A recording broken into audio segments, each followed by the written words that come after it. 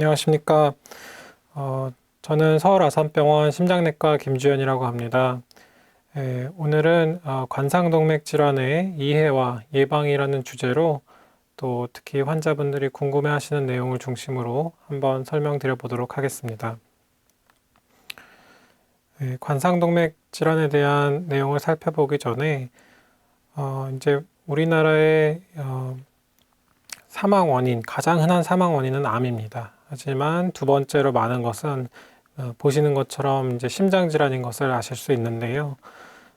이러한 심장 질환이 늘어나는 배경에는 우리나라의 이제 경제 수준 향상과 함께 이제 식습관, 생활 양식 등이 서구화된 것을 그 이유로 설명을 하고 있습니다.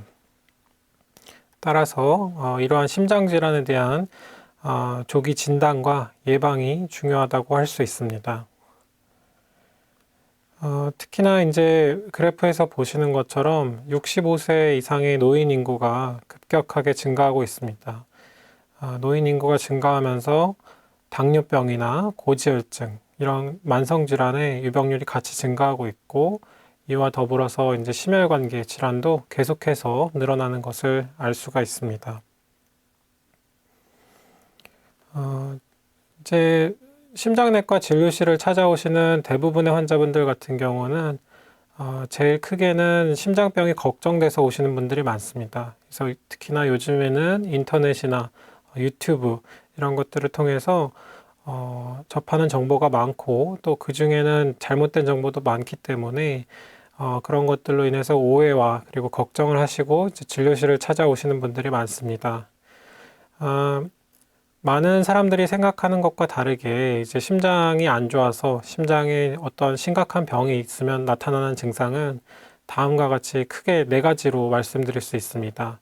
그래서 저희가 흉통이라고 하는 가슴 통증, 그리고 이제 숨이 차다, 그리고 이제 가슴이 두근거리거나 실신, 요 네 가지 증상이 있을 수 있습니다. 그래서 이제 심장에 병이 있어서 직접적으로 나타나는 증상은 이 네 가지가 전부라고 보시면 되겠습니다. 일반적으로 이제 환자분들이 많이 여쭤보시는 게 손발이 저리다든지 아니면 차갑다든지 혹은 다리 통증이나 두통 그리고 어지럼증, 울렁거림 이러한 비특이적인 증상들을 많이 여쭤보시면서 이러한 것들이 혈액순환이 잘 안 돼서 심장에 문제가 있는 것이 아니냐 이런 걱정들을 많이 하시는데 그런 증상들은 대부분 이제 심장병과는 직접적으로 관련이 없습니다. 그래서 이제 흉통이 있다고 해서 반드시 그 원인이 심장병이라고는 할 수는 없습니다. 그래서 실제로 흉통의 원인에는 보시는 것처럼 이제 여러 가지 다양한 원인들이 있는데요. 예를 들면 폐렴이라든지 아니면 흔하게는 역류성 식도염 이런 것들이 심장병으로 이제 흔하게 오인될 수 있는 질환들입니다. 그래서 실제로 이러한 여러 가지 흉통의 원인들 중에서 심장질환, 특히 오늘 얘기할 관상동맥 질환이 그 원인인 경우는 한 10% 미만 정도라고 보시면 되겠습니다. 하지만 이러한 원인들 중에서 그 진단이나 치료가 늦어졌을 때 사람의 생명에 직접적인 연관성이 있는 것은 심장질환, 특히 그 중에서도 협심증이나 심근경색 같은 관상동맥 질환이기 때문에 흉통이 있다면 의사를 찾아가셔서 진료를 보시는 것이 필요합니다. 그래서 이제 전형적인 심장병 증상은 주로 이제 오래 걷거나 아니면 계단을 오를 때 증상이 나타나게 되고 또 가만히 앉아서 쉴 때는 증상이 좋아지는 그런 특징이 있습니다. 그래서 환자분들께서 이제 병원에 오셔야 할 때는 말씀드린 이런 가슴 통증이나 호흡곤란이 자주 반복되거나 아니면 점점 심해질 때 혹은 이제 평소에는 없던 증상이 확실하게 새로 생겼을 때 그럴 때는 병원에 내원하셔서 진료를 받으셔야 합니다. 그래서 심장병 중에서 오늘 이야기할 관상동맥 질환의 병은 크게 이제 협심증, 심근경색 이렇게 있는데 그 원리를 살펴보면 심장은 우리 몸에 이제 혈액을 순환시키는 이제 자동차로 치면은 엔진과 같은 펌프입니다. 이 심장도 피를 받아서 먹고 살아야 하는데 그 심장에 피를 공급하는 혈관이 좁아지거나 막히면 심장이 이제 피를 못 받게 되고 그래서 증상이 나타나는 것을 협심증 혹은 심근경색 이렇게 이해를 하시면 되겠습니다. 따라서 이제 심장이 피를 많이 필요로 하는 상황, 언덕을 오른다든지 아니면 달리기를 한다든지 이런 상황에서 흉통이나 호흡곤란 이런 증상이 나타나게 됩니다. 그래서 그렇다면 이러한 관상동맥 질환은 왜 생기는가? 대부분 환자분들이 이제 심장병이 왜 생기는지 이제 질문을 하십니다. 그래서 혈관이 왜 좁아지는지 쉽게 설명드리면 이제 일종의 노화 현상입니다. 그래서 우리가 아파트 하수도가 시간이 오래 지나면은 안쪽에 이렇게 물때가 끼면서 좁아지듯이 혈관도 나이가 들고 노화가 되면은 이런 식으로 혈관 벽에 콜레스테롤이 쌓이면서 그 안쪽이 점점 좁아지게 됩니다. 그래서 70대, 80대가 넘어가게 되면은 대부분 환자들에서 이러한 동맥경화가 관찰되게 되고 그렇지만 이제 어떤 분들은 뭐 40대, 50대 동맥경화나 협심증이 빨리 발생을 하게 됩니다. 그래서 그러한 원인들은 다음과 같은데 예를 들면 당뇨병이 있다든지 아니면 흡연을 한다든지 이러면은 남들보다 혈관 노화가 빨리 오게 됩니다. 그래서 흡연을 하시는 경우에는 뭐 혈관의 미세염증이 계속 지속이 되게 되고 그러면 관상동맥이 더 빨리 망가지게 됩니다. 그리고 또한 이제 유전적인 소인도 있습니다. 예를 들어서 가족분 중에 특히 이제 아버님이나 형제분들이 협심증이나 심근경색과 같은 심장병 병력이 있다. 그러신 분들 같은 경우에는 남들보다 비교적 더 젊은 나이에 마찬가지로 이런 협심증이나 심근경색 질환이 발생할 수 있습니다. 또한 이제 이러한 위험 인자들이 있다면 치료와 관리를 잘 해서 혈관 벽에 이제 콜레스테롤이 쌓이는 속도를 좀 늦춰주고 혈관을 좀 더 건강하게 유지를 해야 하는 노력이 필요합니다. 특히나 이제 흡연 같은 경우는 반드시 중단해야 하고 고지혈증이나 당뇨병, 고혈압은 평소에 약물 치료를 잘 해서 5년 뒤, 10년 뒤에 내 혈관과 심장이 건강할 수 있도록 예방을 하는 것이 필요하다고 할 수 있겠습니다. 보통은 이제 동네 병원에서 혈액 검사나 심전도 이러한 간단한 검사들을 하고 내원을 하시게 되는데 동네 병원에서 이제 자세한 설명은 안 듣고 괜찮다고만 들었습니다. 이렇게 이야기하시는 경우가 많습니다.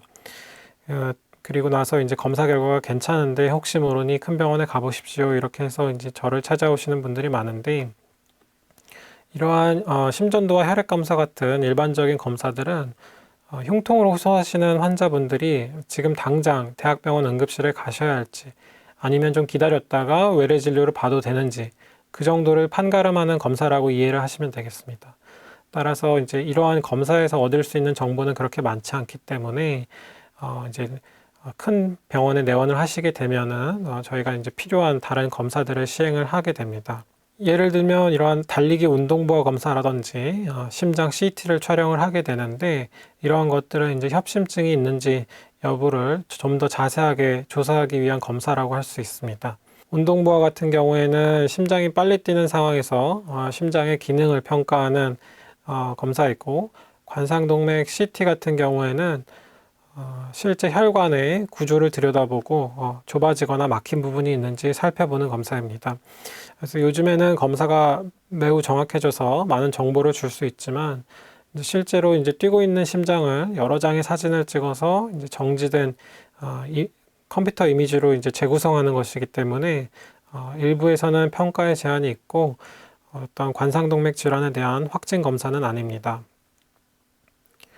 앞선 이제 다른 간접적인 검사들에서 심장병, 즉 이제 협심증이 의심이 된다면 협심증이나 심근경색 확진을 위해서는 심장이 뛰고 있는 상태에서 몸 안에 이제 가느다란 카테터와 같은 기구들이 들어가서 직접 조영제를 쏘면서 이제 엑스레이 촬영을 하는 혈관 조영술이라는 검사를 시행을 해야 합니다.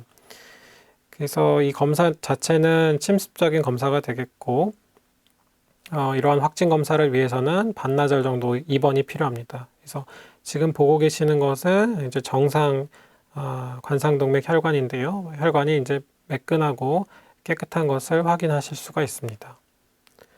그리고 이제 소위 말하는 협심증 같은 경우에는 이렇게 혈관이 잘록하게 좁아진 것을 보실 수가 있는데요.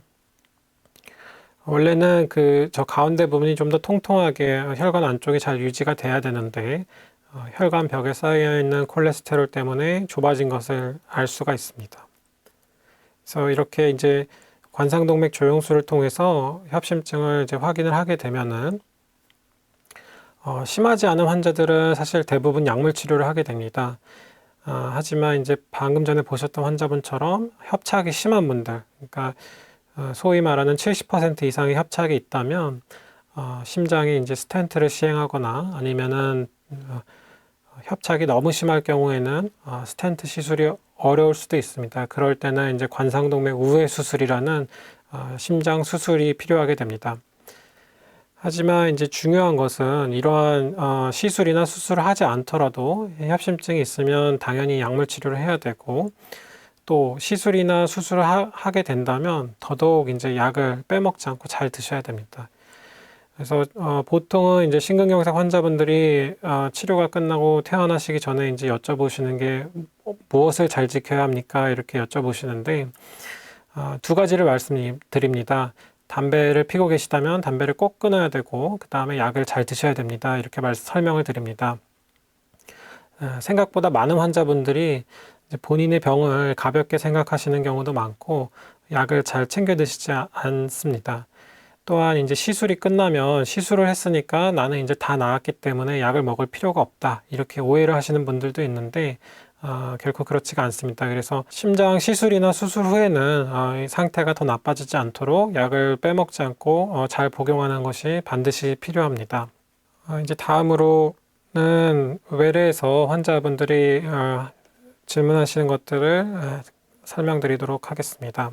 환자분들이 이제 앞서 말씀드렸던 것처럼 약을 평생 먹어야 하나요? 사실 이 질문이 제일 많습니다. 그래서 심장병, 협심증이 있으시기 때문에 약은 이제 평생 복용을 하셔야 되고, 약을 한 번 먹기 시작해서 평생 먹는 게 아니고 병이 있는데 그동안 모르고 지내셨기 때문에 약을 안 드신 거다, 이렇게 설명을 드리게 됩니다. 그래서 협심증이나 심근경색은 평생 관리해야 되는 만성질환이고, 시술이나 수술 이후에 어느 정도 일정 기간, 6개월이나 1년 정도 기간이 지나게 되면은 약을 좀 줄일 수는 있는데 그래도 기본적으로는 약을 꾸준히 계속 잘 드셔야 된다, 이렇게 설명을 드리고 있습니다. 그리고 이제 환자분들께서 이제 어떤 걸 먹으면 좋아지나요? 이런 질문을 많이 하시는데 어떤 특정한 음식이나 건강보조식품 이런 것을 먹는다고 심장이 더 좋아지거나 그렇진 않습니다. 그래서 설명드리는 부분은 이제 체중이 늘지 않게 관리를 하셔야 된다, 일반적인 식사를 하시면 된다, 그리고 이제 지나친 건강보조식품을 드시는 것은 복용하고 계시는 약물과 이제 상호작용이 있을 수 있기 때문에 그런 것들은 이제 피하도록 설명을 드리고 있습니다. 그리고 또 이제 시술방에서 또 환자분들이 여쭤보시는 것 중에 하나가 이제 재발할 수 있나요? 이렇게 여쭤보시는데 재발할 수 있습니다. 그래서 일반적으로 스텐트 시술 기준으로 설명을 드리면 1년에 한 3% 정도 재협착이 발생을 하게 되고, 재협착이 생기더라도 재시술, 풍선이라든지 스텐트를 이용해서 재시술이 가능합니다. 그래서 재발하더라도 치료하는데 대부분은 큰 무리가 없습니다. 그리고 이러한 재협착, 재발을 막기 위해서 앞서 말씀드린 것처럼 반드시 금연을 하시고 약물을 잘 드시면서 병원에 규칙적으로 잘 오시도록 설명을 드리고 있습니다. 요약하자면은 이제 심장에 피를 공급하는 혈관이 관상동맥인데 그 혈관이 이제 좁아지거나 막히면 심장에 피를 못 받게 되고 그때 증상이 나타나는 게 협심증과 심근경색이다. 제일 중요한 것은 금연과 약물 치료가 되겠습니다. 그래서 협착이 심한 경우에는 앞서 보셨던 것처럼 스텐트 시술이나 관상동맥 우회 수술이 필요할 수가 있기 때문에 앞서 말씀드렸던 그런 흉통이나 호흡곤란과 같은 증상이 있다면은 참지 마시고 병원에 방문하셔서 의사의 진료를 받는 것이 필요하다고 할 수 있겠습니다. 네, 경청해 주셔서 감사합니다.